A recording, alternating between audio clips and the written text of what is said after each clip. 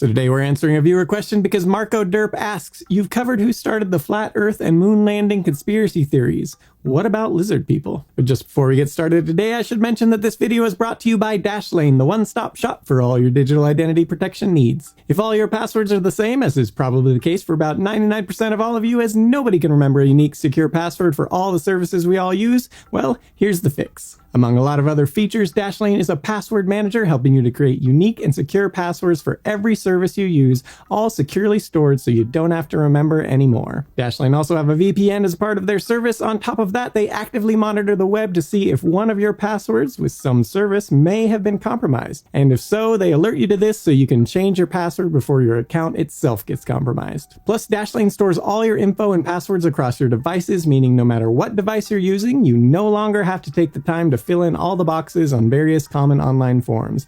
Dashlane will do it for you. It's also noteworthy that an awful lot of the feature set of Dashlane is completely free to use. You can go check all this out using our link, dashlane.com/todayIfoundout, which supports this show via letting them know you came from this channel. And if you happen to want to try out some of their premium features, you can also use the promo code TodayIFoundOut to get your first 30 days free and then 10% off thereafter. Now let's get to answering Marco Derp's question. So people have been referencing sentient reptilian entities, sometimes humanoid and sometimes not, going back to some of the earliest written works and legends known to man. In more modern times, according to a survey done by the firm Public Policy Polling, approximately 4% of Americans queried claim they believe lizard people are influencing world politics, with an additional 7% on the fence on this question. So how did the idea of lizard people ruling the world start? To begin with, for those unfamiliar with our lizard overlords, while there are a variety of versions of this conspiracy theory, the general notion is that a few different types of reptilian humanoids walk among us. Chief among these creatures are a type speculated to come from the Draco constellation, because apparently the lizard people knew their little corner of the galaxy would look vaguely like a serpent from Earth when connecting the dots during a certain part of Earth's history,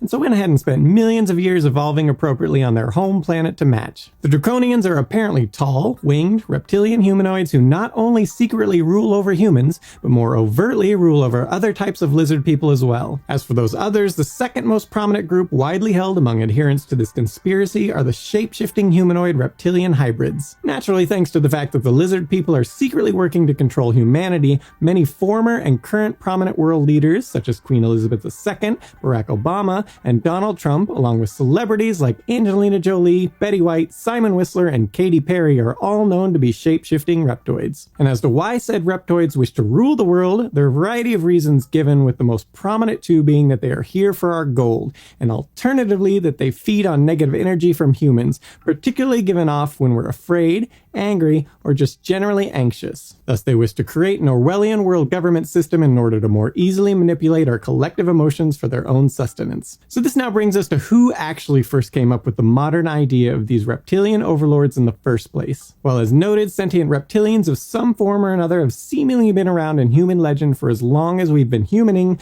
One of the earliest and most influential references of lizard people in more modern times can be found in Robert E. Howard's 1929 story, The Shadow Kingdom, published in the pulp magazine Weird Tales. Not coincidentally, these beings are shockingly similar to the modern perception of lizard people. In a nutshell, the story involves ancient shape-shifting reptilian humanoids with elaborate underground abodes who work in the shadows to rule humanity, including via infiltrating various groups and using mind control to influence world politics. This and subsequent works by Howard would go on to popularize some version of these lizard people, including in works by a close friend of his, H.P. Lovecraft. The concept caught on from here and has shown no signs of stopping in science fiction since. Noteworthy here for reasons we'll get into in a bit is one individual, Mystic Correspondence School founder Maurice Doreal, who would seemingly be inspired by Howard's lizard people when creating many written works for his followers, most notably the Emerald Tablets of Thoth the Atlantean, except in Doreal's case, he would use these science fiction characters to create a supposed real history of Earth that incorporates reptoids as factual beings. Another notable incident that helped spread the idea of lizard people occurred in 1934 and 1935, when Warren G. Shufeldt was looking for gold in California. To aid in his endeavor, Shufeldt invented a device that he claimed used radio X-rays to see deep into the earth, and was apparently able to be used to find precious metals as well, like gold. Of course, his device didn't actually use X-rays, but rather used a common dowsing pendulum, as described in a January 29, 1934 edition of the Los Angeles Times. Shufeldt's radio device consists chiefly of a cylindrical glass case inside of which a plummet attached to a copper wire held by the engineer sways continually. Pointing, he asserts towards the minerals or tunnels below the surface of the ground, and then revolves when over the mineral or swings in prolongation of the tunnel when above the excavation. Using this device, the Times piece reveals a rather astounding discovery made by Shuffelt. Busy Los Angeles, although little realizing it in the hustle and bustle of modern existence, stands above a lost city of catacombs filled with incalculable treasures and imperishable records of a race of humans further advanced intellectually and scientifically than even the highest type of present-day peoples. Shuffelt himself goes on of the discovery, "I knew I was over a pattern of tunnels and I had mapped out the course of the tunnels, the position of large rooms scattered along the tunnel route, as well as the position of deposits of gold, but I couldn't understand the meaning of it." Shuffelt made a breakthrough, however, when he came across a Hopi Native American who went by the name Little Chief Greenleaf, as well as L. Macklin. Shuffelt claims Greenleaf told him about 5,000 years ago Hopi history speaks of a lizard people who built vast underground cities in the region, recording their own history on golden tablets. Hearing this story, Shuffelt connected the dots and believed he had found one of these cities and could prove it because within the chambers he found, to quote, "gold tablets with perfect corners, sides, and ends, scientific proof of the gold's existence." Of course, given that he was using nothing more than a dowsing pendulum, it's not really clear how he could have detected anything, let alone gold tablets hundreds of feet below the surface of the earth. And we're not really sure how claiming you found gold is scientific proof of finding gold, but he sure was happy to take investors' money to pursue the dig. On that note, with the story being published in newspapers across the country, Shuffelt was able to both garner city support for the project in exchange for 50% of any gold found,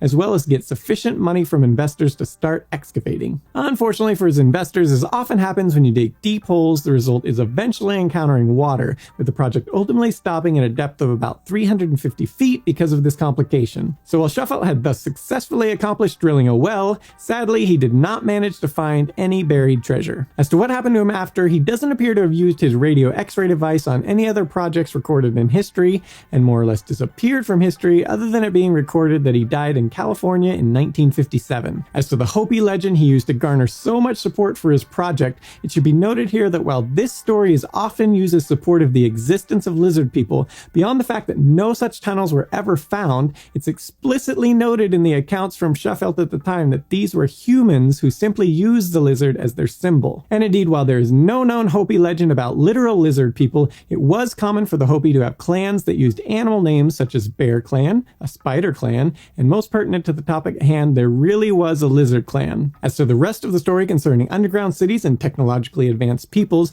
there is no known reference to this in any surviving Hopi legend. Of course, given their history was passed down orally, much was lost before their story started to be written down. That said, further raising questions about Shuffelt's story is that there is no record of a Chief Greenleaf or L. Macklin in any surviving Hopi birth and death records. Of course, while extensive, these lists are not comprehensive, so it is possible Greenleaf really did exist, but as with the supposed Hopi legend of these advanced lizard people, all we have to go on is Shuffelt's word. So whether Shuffelt was simply a con artist or he legitimately believed vast tunnels filled with gold existed under the city of Los Angeles isn't actually clear. Either way, his claims are occasionally used as proof of ancient lizard people inhabiting the earth. Fast forwarding to 1976, we have the 12th Planet and subsequent similar works by Zachariah Sitchin, where he purports that beings known as the Anunnaki from the planet Nibiru came to Earth 500,000 years ago in order to acquire our, to quote, monoatomic gold, which they can use for traveling through dimensions, among other things. Thankfully for us humans who were used as slaves by the Anunnaki,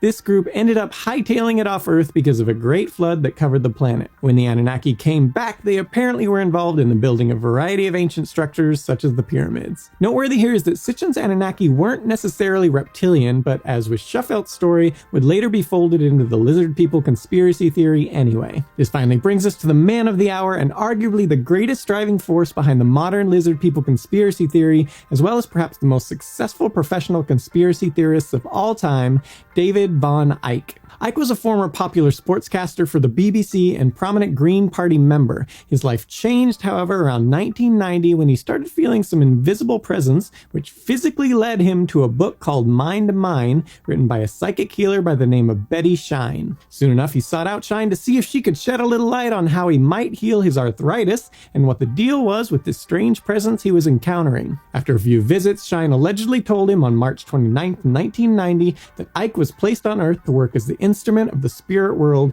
and that they would be contacting him to use him as a conduit to help humanity. Shortly after this, the messages flooded in. In order to spare the Green Party the controversy he knew would follow when he revealed to the world what the spirit realm was telling him, in 1991, Ike decided to leave said political party. He then held a press conference along with his wife, Linda Atherton, and his girlfriend, Deborah Shaw, announcing to the world that he was, in fact, the son of Godhead, with Godhead described by Ike as infinite mind. Among other things, he would make a variety of bold predictions, such as that the world would experience a cataclysmic event in 1997, which would see such things as New Zealand disappearing into the sea. This would also culminate in the entire world ceasing to exist. He further revealed that all of this was told to him by spirit voices who were using him as a conduit to communicate to the people on Earth. Now, while Ike expected controversy from these revelations, apparently the reality of people not only not believing him, but actually mocking him quite openly across the country was too much at first for Ike. He stated, "One of my greatest fears as a child was being ridiculed in public, and there it was coming true. As a television presenter, I'd been respected. People come up to you in the street and shake your hand and talk to you in a respectful way. And suddenly, overnight, this was transformed into Ike's a nutter. I couldn't walk down any street in Britain without being laughed at. It was a nightmare. My children were devastated because their dad was a figure of ridicule." At one point shortly after his infamous announcement to the world, many dozens of teens even went so far as to gather in front of his house, continually chanting, "We want the Messiah, give us a sign, David." Despite it all, Ike soldiered on anyway, writing several astoundingly well-reviewed books such as The Truth Shall Set You Free, The Truth Vibrations, The Children of the Matrix, The Biggest Secret, The Book That Will Change the World, Alice in Wonderland and the World Trade Center, and Infinite Love is the Only Truth, among many, many others, with the entire catalog having apparently sold a couple 100,000 copies to date. On the side, Ike also sells merchandise, operates a surprisingly popular conspiracy theory website, and most lucratively of all, frequently gives public talks in front of crowds of thousands, in one instance in Australia apparently grossing a whopping £83,000, about $102,000 in ticket sales at the talk in Melbourne. As for the lizard people, they are at the center of Ike's vast conspiracy theory, which pretty much forges elements from just about every prominent conspiracy theory into one master theory to rule them all. Noteworthy is that much of the modern mythos surrounding the lizard people Ike has channeled from the spirit realm bears shocking resemblance to the sci-fi stories that kicked off the whole lizard people idea in the first place, as well as seemingly borrowing from the aforementioned The Emerald Tablets, as well as Stitchen's works, among others. Not completely unoriginal, however, Ike has come up with a number of his own elements to add to the narrative, including claiming the lizard people used the moon, which apparently is a spacecraft and interdimensional portal, to project a holographic reality to aid in controlling humans. In his own words, "We are living in a dream world within a dream world, a matrix within the virtual reality universe, and it's being broadcast from the moon. Unless people force themselves to become fully conscious, their minds are the moon's mind." He later claimed that actually the rings of Saturn are where these signals originate, with the moon itself merely amplifying and projecting them onto Earth. Which, I'm not gonna lie, shape-shifting interdimensional lizard aliens invading Earth using mind control, virtual reality, moon-sized spacecraft, and many other awesome technologies to take over the world, I would watch that movie. So what we need here is to get someone to sum up Ike's books into one coherent trilogy, add some awesome characters and a good narrative, and maybe get the Wachowskis direct. Of course, in Ike's version of things, it's not Keanu Reeves who will save the world, but rather himself, the Son of Godhead, via him revealing the truth to the world and getting everyone to love one another. As Ike states, "Divide and rule is the bottom line of all dictatorships. Arab is turned against Jew, black against white, right against left. Unplugged from the matrix means refusing to recognize these illusory fault lines. We are all one. I refuse to see a Jew as different from an Arab and vice versa. They are both expressions of the one and need to be observed and treated the same, none more or less important than the other. I refuse to see black people in terms that I would not see white, nor to see the left as I would not see the right. How could it be any different except when we believe the illusion of division is real? If we do that, the Matrix has us." Or as he sums up in a speech in 2012, "If we want a world of love and peace, we have to be loving and peaceful with everyone, even people we don't like." In the end, that is, according to the spirit realm who uses Ike to communicate with us, the only way to defeat the lizard people. Starve them of all our anxieties, fear, and anger, and give them instead only the positive energy of love. So to sum up, lizard people in some form or another have been around seemingly as long as humans have been coming up with stories, with the modern incarnation mostly initially seeming to have been popularized by author Robert E. Howard, spreading through fiction from there, and ultimately adapted, among other works, by others, with this all culminating in the most prominent version of the lizard people story created by none other than the son of Godhead, Britain's own David Icke. For full details, see his many books which the lizard people freely allow him to publish, despite that the books reveal their ultra-secret plan in incredible detail and even out some of their most prominent members. So I hope you enjoyed that video. If you did, why not hit that notification bell to make sure the YouTube gods and their lizard people overlords let you know when we publish new stuff. Also, don't forget to check out our sponsor for this one, Dashlane, using the link in the description below. Sponsors like Dashlane really are a huge reason we're able to support the team that makes these daily videos possible.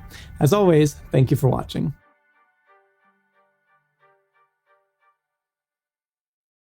Hi, I'm Matt, and lately I've been wondering, is there a secret race of reptile people controlling our governments and enslaving humanity? We'll see. Since I was a child, I've been naturally inquisitive, questioning anything and everything that didn't quite make sense. As I grew, I poured countless hours into a number of conspiracy theories. Some of these theories I believe and some of these theories I don't, but some of them I do. Here I'll be studying the evidence for and against all of history's mysteries, doing the work so you don't have to. But you really should do it on your own, like check sources and all that. Okay. On today's episode, reptilian conspiracy. If you've been paying attention, you might have heard more and more references to a clandestine reptilian humanoid race. Sound familiar? It's shown up in pop culture with increasing regularity. You've heard it on podcasts, in politics. The theory has even infiltrated the hit romance reality show, Love Island. Just what are all these people talking about? Let's get into it. Okay, so as with nearly any conspiracy theory, there are usually variations in belief, but for the most part, the theory posits that there is a race of reptilians, or lizard people, if you will, and you should, that work in secret to dominate and rule over humans like you and me. Now, while the suggested origin of these lizard people varies from theorist to theorist, some say that they're from Earth, some say that they're from space, some say that they started on Earth, went to space, and came back. The one thing that most folks agree on is that these motherfuckers are evil. So how do these lizard folk go from ruling in secret to getting brought up in Love Island casual contestant conversation? Well, the reptoids can thank former soccer player, sports reporter, and hot take haver David Icke for absolutely and utterly blowing up their spot. It's also worth noting now that David Icke's ideas are kind of problematic and borderline prejudiced, but we'll get to that later. In 1998, David Icke released a book called The Biggest Secret, where two people he interviewed claimed that the British royal family were not in fact humans, but lizard people. Icke also claims that George W. Bush, Henry Kissinger, Bill, and Hillary Clinton, and Bob Hope are lizard people as well. Icke says that the reptoids are responsible for the JFK assassination, Princess Diana's death, and even 9/11. According to Icke, the Anunnaki, an ancient species of prehistoric alien demigods, came from the Orion, Sirius, and Draco constellations, created humans, and then created a reptilian-human hybrid.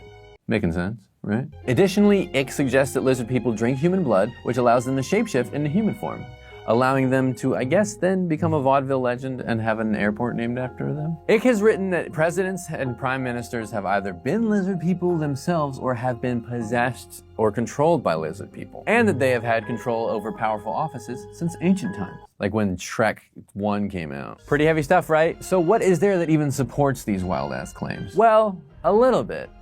Kind of. Maybe. Now, while I'm not all in on the reptilian theory just yet, I will say that it's not untrue that some very powerful people objectively look like lizards. And if you watch enough footage of politicians and high-level CEOs, you will find at least a few frames of them doing odd things. Now, maybe that's because to achieve a high level of success, you kind of just have to throw out being an altogether normal person. Or maybe they're lizard people. What's most interesting is that, and this is a fact, is that a lot of US presidents and very powerful people are related. Very distantly, but related.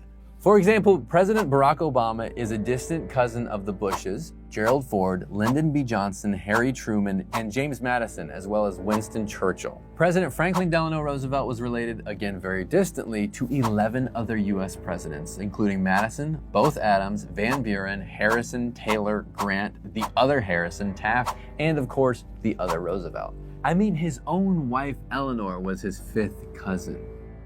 Hell, according to genealogy experts at Genie.com, you go back far enough, Hillary Clinton and Donald Trump are related. 19th cousins. So is that evidence of ancient reptilian bloodlines secretly infiltrating and controlling our government? Or is it just kind of, how ancestry works? I don't know. Either way, you're gonna wanna know how to spot a reptoid. And that brings us to board time. Hiya! So let's start with the easy okay?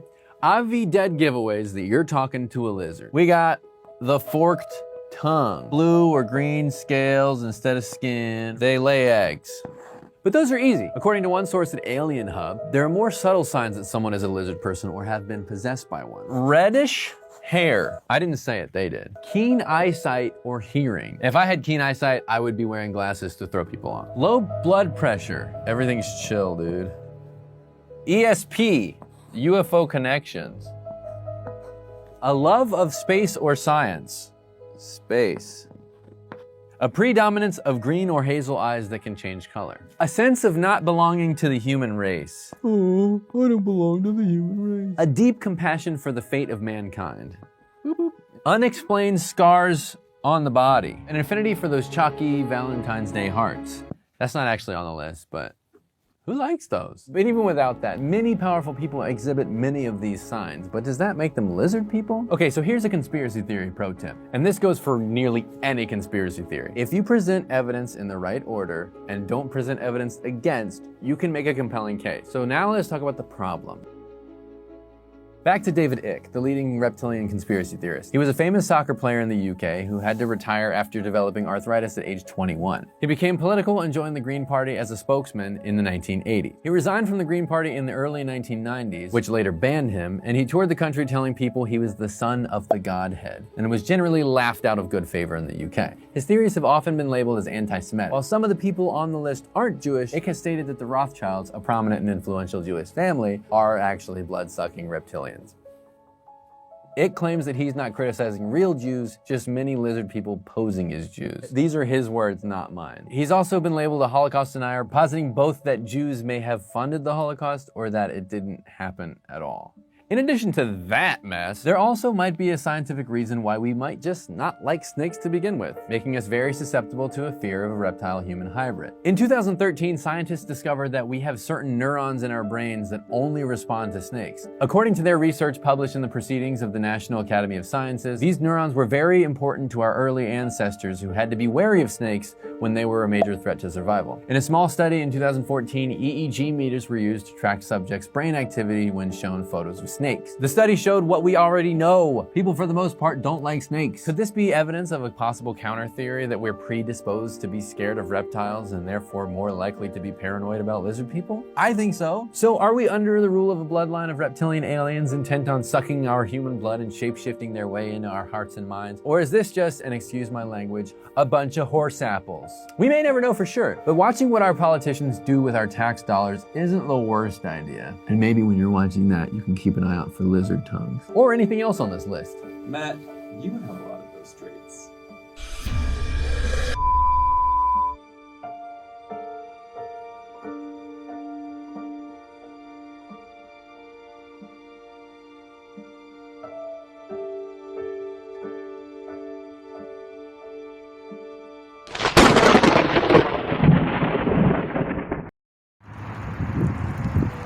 Hi beautiful souls, welcome back at Tino Talks. Today I want to talk about, before we even start, let me hold myself. If you haven't, hit the subscribe button and the bell button so you can get the most exclusive content. Now guys, let me talk about something more from this world, guys. Do you guys believe in reptilians? That's my first question. If you haven't, reptilians are lizards. They are like more like humans. They can disguise us. They can turn into one of us, like disguise and be like, walk like us, be like us, everything, right? If you haven't seen, there's an old cartoon from the 90s. It's from Spider-Man. Or you all even seen from the Amazing Spider-Man where a person turned to it was a reptilian. It was I think it was a doctor. He was a reptilian, but he was a human. But anyways, I want to say that because today's, that's what we're gonna be talking today. So the reptilians are actually real, guys. They say they are, along with the Illuminati, along with every other secret society, they're the control of the world, the rulers of the world. Where these reptilians come from, guys, they come from outer space. They're aliens. They have learned the habitat of the human race and learn how to discover themselves as humans so they can live among us. So when I talk about reptilians, you're gonna have a hard time recognizing these people, because these people actually are look alike, just alike these reptilians. But over time, people were able to kind of guess, and kind of take the educational guess who might be a reptilian. They say the Queen of England, Queen Elizabeth might be one, Donald Trump might be one, Barack Obama might be one, Hillary Clinton might be one. Those are the most famous people. Even Mark Zuckerberg, they say he may be even being a reptilian. They're saying that he's seen his eyes transform. But see, that's the things about this type of topics, guys. When we talk those type of topics, we need to be more careful, more in generic, right? Because we have no the sense to actually confirm how they say what they eat and what the habitat are. They drink human blood. So when you go to a doctor and stuff like that, and they take blood of them, and you wonder what they do, they say they give it to these people. Like, give it to these so they can continue looking youth, have the youth going on. And also, if you haven't known, though, also hard are the ones that there's a little thing called sex parties. Sex parties is when they have like a whole bunch of people just have a whole bunch of sex, like orgies. When you see like in kind of like in adult movies, porn movies, stuff like that. Like when they have those big ass orgies, So like it's a whole bunch of people just having sex all at once. So they're the ones who actually control that. So the money, everything. So even if you have not seen this show, it's called Inside Job. I really recommend you see it. They talk more about that too, a little bit more. Guys, honestly, what I would believe is, I think this are actually real, guys, because it's just when people disappear too often, you don't have no idea, and they turn to a different person. So guys, you let me know in the comments, guys, what you actually think. Put your comments below. Let me know what you think about this statement. I know this is gonna be a really short video, but just let me know in your comments what you feel about this. It's actually, you feel if this is true or not true, guys. Let me know, guys. And also, if you haven't, like I said in the beginning of the video, subscribe, like, to get the most exclusive content, guys, because this is one of the topics we want to be discussing, right? And I might make a part 2 depending on how many people comment and how many people like it. So help me out, and so share it with everybody, even if you have to share it with your dog. See you in the next video, guys. And don't forget, this was Tino at Tino Talks.